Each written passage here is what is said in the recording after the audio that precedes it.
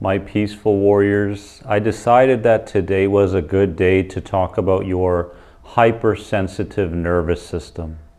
I'd like to share with you 3 very important signs that you may have a hypersensitive nervous system.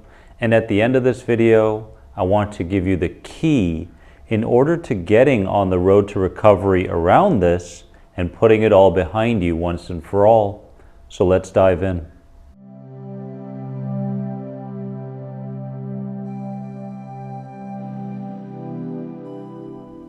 Welcome to this video, my friends. If you haven't subscribed to the channel, please do, as I make YouTube short reminders each and every day as well. And if you'd like to learn more about any of my recovery programs, click here at any point in the video, as we are diving deep into the topic of a hypersensitive nervous system. And often people with a hypersensitive nervous system don't realize that they have this. They come up with labels or judgments around them saying, I'm just a worryful person, or I've always been that go-getter, or I'm always striving for something else, and they don't realize how hypersensitive they really are, and how this hypersensitivity is actually the thing that is deciding everything for them. So in turn, they're not doing any real thinking or decision making themselves, but the hypersensitive nervous system is the very thing that is deciding most of the time what something means. And often what something means is danger and often not safety. So I want to dive deep into a couple of these signs that you may be a hypersensitive person having this kind of a nervous system. See if you can relate to any of these, okay? The first one is that you get startled easily, okay? So your body reacts to like small sounds, movement from other people, or changes as if danger is already here, right? Can you relate? So there's a startled effect. And often when you do get startled, you tend to ask someone beside you, hey, did you feel that? Or did you sense that? Did you hear that? And they're going, well, it was just a blah, blah, blah. But you're going, oh my God, no, I totally felt that in my body. And this startled feeling often feels like an electrical movement through your whole body. It's like a zapping effect through your whole body. Often that zapping effect goes all the way up to your head level. So it's not just I'm startled easily, it's like a whole physiological response to like a car honking behind you, or a little bit of thunder from the rain clouds, for example, or something small like even your cat that is meowing and it startles you, right? These little things that normally would not bother your nervous system is very bothered by them. So this is a telltale sign of a hypersensitive nervous system. The second sign is you're hyper-focused on especially your heart as well as other symptoms. You're focused on this because your nervous system has linked sensation to danger. Sensation, danger. And as you can see with a hypersensitive nervous system, these sensations can come in different forms from one moment to the next. For a few days, you may be hyper-focused on your heart region, then it's the tension in your legs, then it's the tightness in your head, then it's the twitching in your arms, then it's the tightness in your stomach. And as you can see, this kind of circles. It just goes around and around and around. So at any given moment, any sensation has the potential to bring with it perceptions of danger. Okay? Now, I want you to focus in, though, on the words I just mentioned there, perceptions of danger. Because your mind will often trick you into believing that the perception of danger is actually danger. And once you follow that path for just even a short period of time, it can take you down all sorts of rabbit holes and consistent tests, even same tests done over and over again at the doctor's office. And rarely will you get the feedback that, hey, you have a hypersensitive nervous system, right? We don't get that. Often we do get the idea around mental health or anxiety, but they are not coined as a hypersensitive nervous system, which then can help us to start working with the entire system rather than just focusing on the mental aspect to try to change things from the mind to the body. And it's very, very difficult to make that change from the mind to the body because someone in a hypersensitive state will often overthink the things that they need to do for themselves, right? So yes, using certain ideas, thoughts, right, or affirmations, these sorts of things are very, very good for you if in fact you've got a clean and linear path towards the very thing that you're communicating with, right? But again, we tend to overdo things, right? Hypersensitive people tend to overdo things.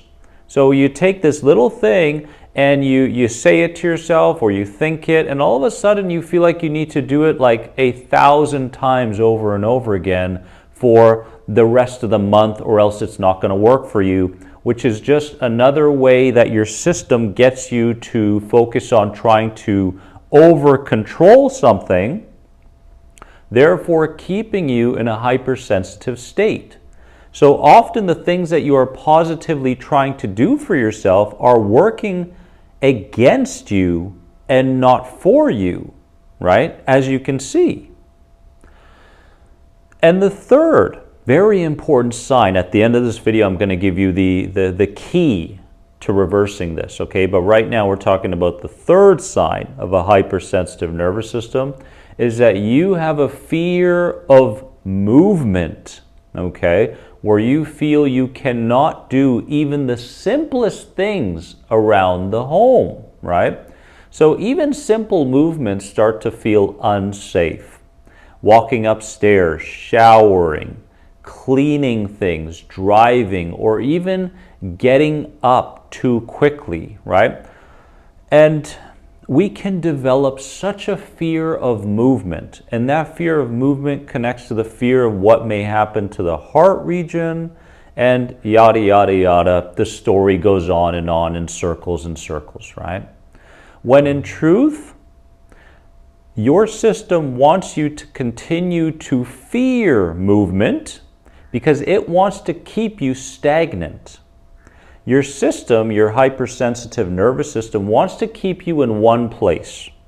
Because the longer you can stay in one place, the less potential there is for danger and threat. Can you see what's going on here?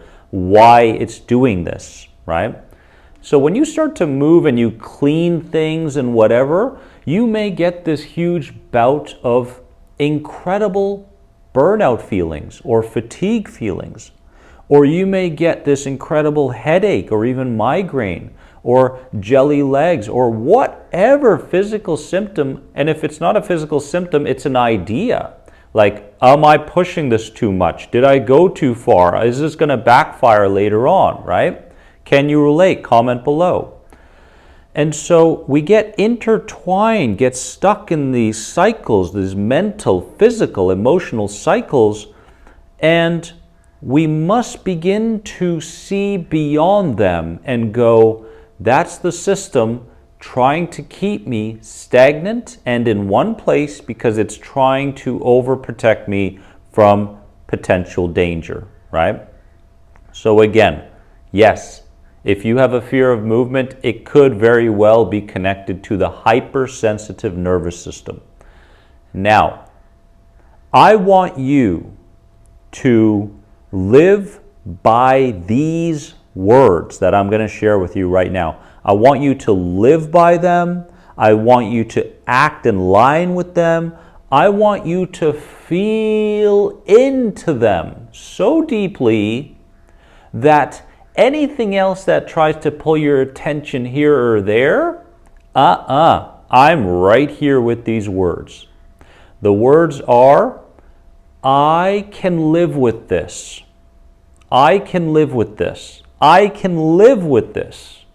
Because 99.9% of the time, you're convincing yourself that you can't live with this. You're convincing yourself that something bad is going to happen because of this.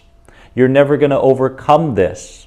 And the words, I can live with this, opens up a little bit of space, for example, with the fear of movement, to go, I can live with this. I'm gently moving around the house. And yes, I feel the physical symptoms. It feels absolutely awful, even physical pains. But I can live with this. I can live with this. The words, I can live with this, tells the brain that, hey, we can move. We can be in this moment. We can move in an unfamiliar experience and still be safe. So these words have been very powerful for many people going through specifically my End the Anxiety program, which you can learn more about right here. But again, once you start to feel into the fact that you can gently do things that your mind is telling you you can't, that is the biggest indicator that you are in fact making progress over the hypersensitive nervous system. And when I will say this, the progress will not show up right away. In fact, it's very, very slow at the beginning, right? It's a few mental shifts, it's some emotional shifts, and the body's just kind of feeling it out, right? Just feeling out these experiences and these environments. So don't expect the shift to be quick, right? Expect it to be slow, be patient, and most importantly, be gentle with yourself. Because I promise you, at the end of this, you're going to look back and go, that experience taught me things that nothing else could have. So at some level, there's a certain amount of gratitude for me having gone through that experience. And I'm so proud of myself that I continued learning and applying. I'm proud of you. I really, really am, because I know how difficult your situation might be right now. Remember that you are more than anxiety. Which part of this video spoke to you the deepest? Comment below, and please give this video a like so that I can help more people around YouTube. And I'll see you in the next one. All my love, all my support. Keep going. Bye-bye.